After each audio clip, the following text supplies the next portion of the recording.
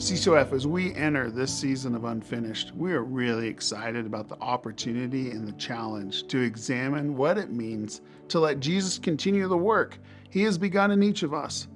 To help us do that, we're providing you this commitment card as a discipleship tool. Each of us might use this in different ways as we pray through our commitment, but I want to take some time to walk through it with you as you seek to pray and discern how God will call you to give. If you open up the card, you'll see a worksheet inside. We've created this worksheet to help you think and pray through your commitment. Although you do not need to fill out every line, the only box we want to ask you to fill out is this bottom box here. Our primary goal in prayer is that 100% of us will declare Jesus as first in our lives through our generosity. And as you look down at this bottom box, before you make your final commitment, ask yourself this question. Does this commitment truly reflect that I am declaring Jesus as first above all else? So let me walk through this card with you, and let this be a guide to you as you think and pray through your commitment. The first box says what I or we normally give in 1 year. This is where you're going to include what your typical giving is in a year.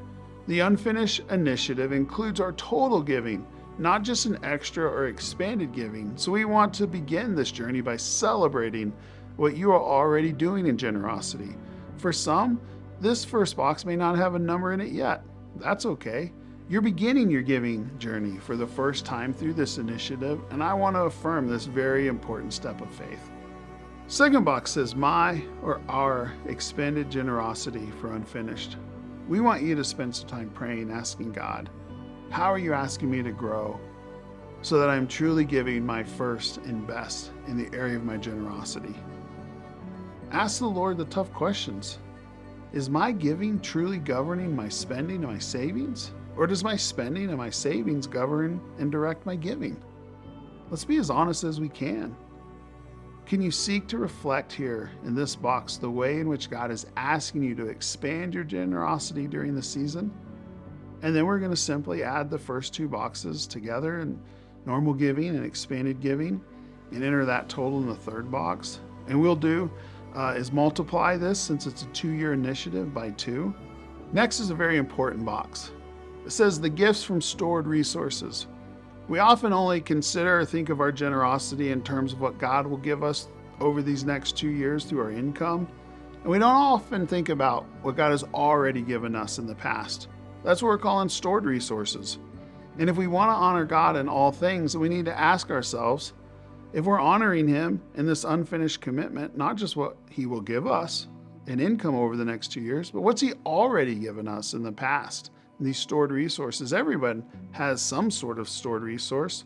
For some of us, it might mean something like cash savings, retirement accounts, property, stock. For others, it could mean possessions, something God has given you and I in the past that we have to consider, are we honoring Him with it in the present? And if you're struggling with what your stored resources might be, I often find it helpful to list out some of your significant possessions. What I said, your savings, your stock, property, should go on this list, as well as your personal possessions. Then begin to work through the list in prayer.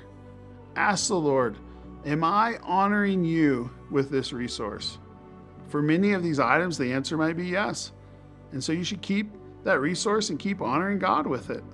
Don't sell your home if you're honoring the Lord with it, having life group, letting people stay in your couch or your guest room if they need a place to stay.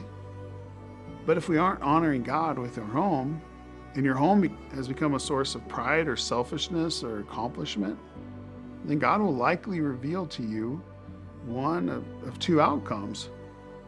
You and I either need to redeem that home and start honoring Him with it, or start to release that home and get into a home that can be used to honor Him. I want to encourage you to go through this prayer time with each one of your stored resources. And when you aren't honoring God with a particular resource, declare to Him first in that area that you need to redeem that resource and start honoring Him with it, or release that resource and honor Him by giving those funds directly to His mission to expand His kingdom. So finally, we add together everything at the bottom, and this is your total 2-year unfinished commitment amount. And again, we ask the question, Lord, does this reflect you being first in my life? Am I orienting my other priorities around you and not letting my predetermined priorities affect what I give to you?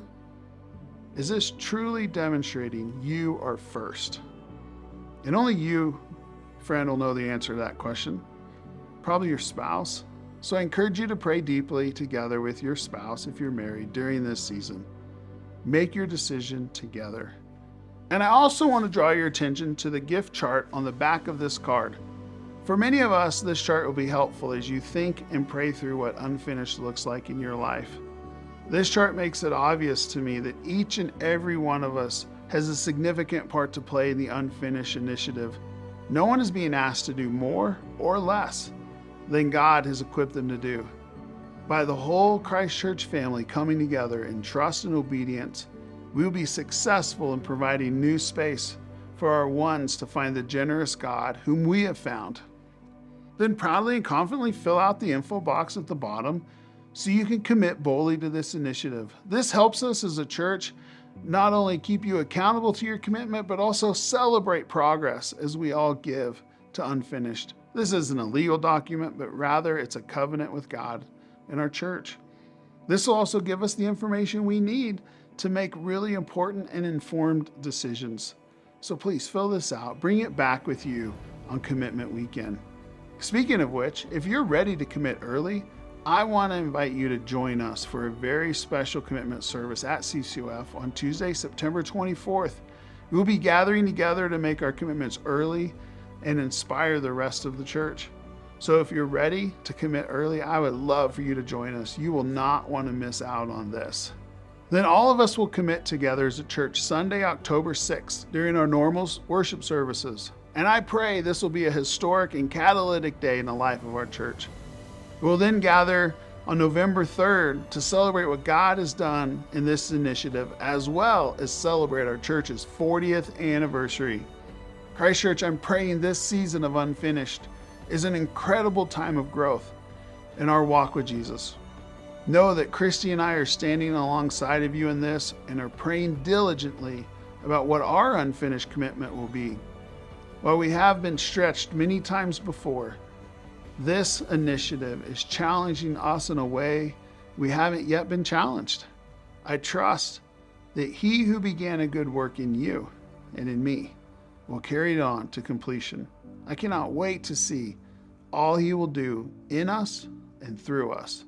God bless you, and I'll see you soon.